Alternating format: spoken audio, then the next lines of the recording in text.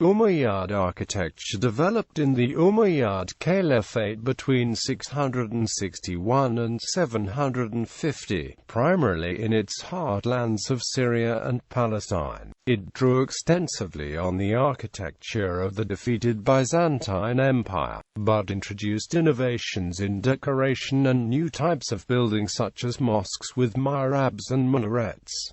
Historical background. The Umayyad Caliphate was established in 661 after Ali, the son-in-law of Muhammad, was murdered in Kufa. Muawiyah, the first governor of Syria, became the first Umayyad Caliph. The Umayyads made Damascus the capital. Under the Umayyads, the Arab Empire continued to expand, eventually extending to Central Asia and the borders of India in the east, Yemen in the south, the Atlantic coast of what is now Morocco, and the Iberian Peninsula in the west. The Umayyads built new cities, often unfortified military camps that provided bases for further conquests. Wasit, Iraq, was the most important of these, and included a square Friday mosque with a hypostyle roof. The empire was secular and tolerant of existing customs in the conquered lands, creating resentment among those looking for a more theocratic state. In 747 a revolution began in Khorasan, in the east. By 750 the Umayyads had been overthrown by the Abbasids, who moved the capital to Mesopotamia. A branch of the Umayyad dynasty continued to rule in Iberia until 1051. Architectural styles. Almost all monuments from the Umayyad period that have survived are in Syria and Palestine. The Sanctuary of the Dome of the Rock in Jerusalem is the oldest surviving Islamic building. The Umayyads adopted the construction techniques of the Byzantine and Sassanid empires. They often reused existing buildings. There was some innovation in decoration and in types of building. Most buildings in Syria were of high-quality ashlar masonry, using large tightly joined blocks, sometimes with carving on the facade. Stone barrel vaults were only used to roof small spans. Wooden roofs were used for larger spans, with the wood in Syria brought from the forests of Lebanon. These roofs usually had shallow pitches and rested on wooden trusses. Wooden domes were constructed for Al-USA Mosque and the Dome of the Rock, both in Jerusalem. Baked brick and mud brick were used in Mesopotamia due to lack of stone. Where brick was used in Syria, the work was in the finer Mesopotamian style rather than the more crude Byzantine style. The Umayyads used local workers and architects. Some of the buildings cannot be distinguished from those of the previous regime. However, in many cases Eastern and Western elements were combined to give a distinctive new Islamic style. For example, the walls at Qasrm Shat are built from cut stone in the Syrian manner. The vaults are Mesopotamian in design, and Coptic and Byzantine elements appear in the decorative carving. The horseshoe arch appears for the first time in Umayyad architecture, later to evolve to its most advanced form in Al-Andalus. Umayyad architecture is distinguished by the extent and variety of decoration, including mosaics, wall painting, sculpture and carved reliefs with Islamic motifs. Desert palaces. The Umayyads are known for the desert palaces, some new and some adapted from earlier forts. The largest is Qasr al-Hayr al-Shaki. The palaces were symbolically defended by walls, towers and gates. In some cases the outside walls carried decorative friezes. The palaces would have a bathhouse, a mosque, and a main castle. The entrance to the castle would usually be elaborate. Towers along the walls would often hold apartments with 3 or 5 rooms. These rooms were simple, indicating they were little more than places to sleep. The palaces often had a second floor holding formal meeting rooms and official apartments.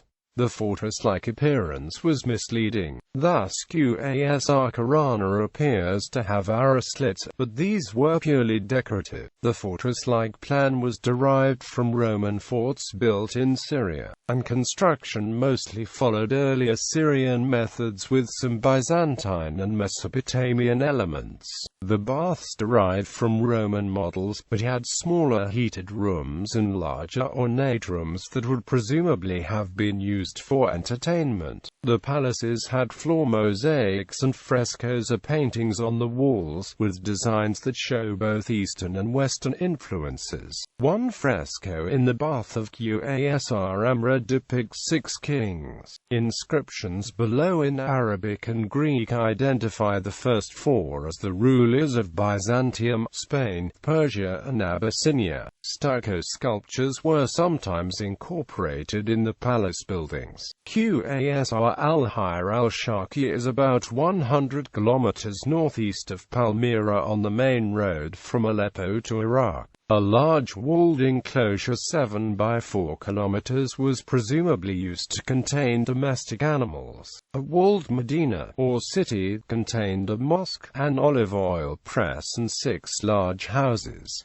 Nearby there was a bath and some simpler houses. According to an inscription dated 728, the Caliph provided significant funding for its development. The settlement has a late antiquity Mediterranean design, but was soon modified. The Medina originally had 4 gates, 1 in each wall, but 3 were soon walled up. The basic layout was formal, but the buildings often failed to comply with the plan. Most of the desert palaces were abandoned after the Umayyads fell from power, and remain as ruins. Mosques were often makeshift. In Iraq, they evolved from square prayer enclosures. The ruins of 2 large Umayyad mosques have been found in Samarra, Iraq.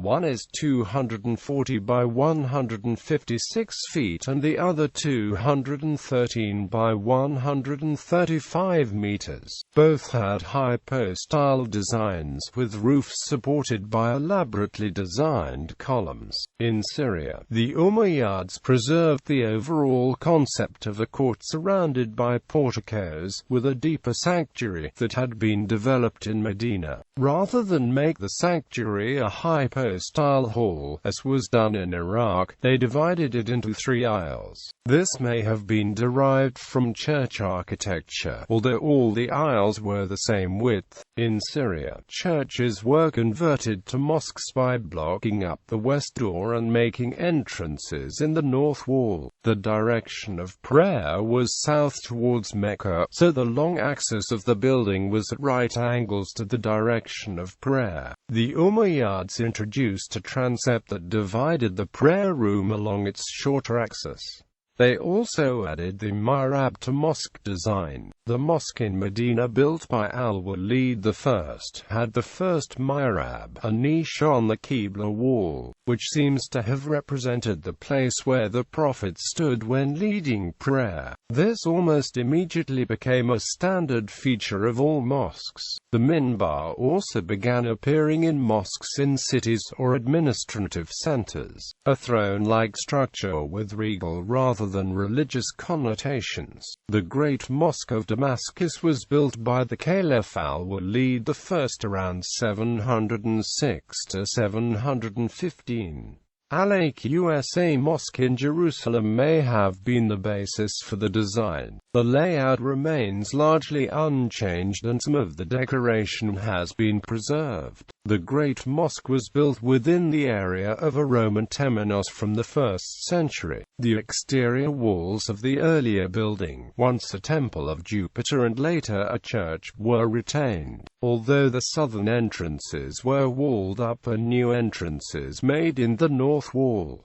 The interior was completely rebuilt. The Damascus Mosque is rectangular, 157.5 by 100 meters, with a covered area 136 by 37 meters and a courtyard 122.5 by 50 meters surrounded by a portico. The prayer hall has 3 aisles parallel to the Qibla wall, a common arrangement in Umayyad mosques in Syria. The minaret over the southwest corner is one of the original Roman cornice towers, and is the oldest minaret in Islam. The court holds a small octagonal building on columns. This was the treasury of the Muslims, perhaps only symbolic, which was traditionally kept in a town's main mosque. The mosque walls were decorated with mosaics, some of which have survived, including one that depicts the houses, palaces and river valley of Damascus.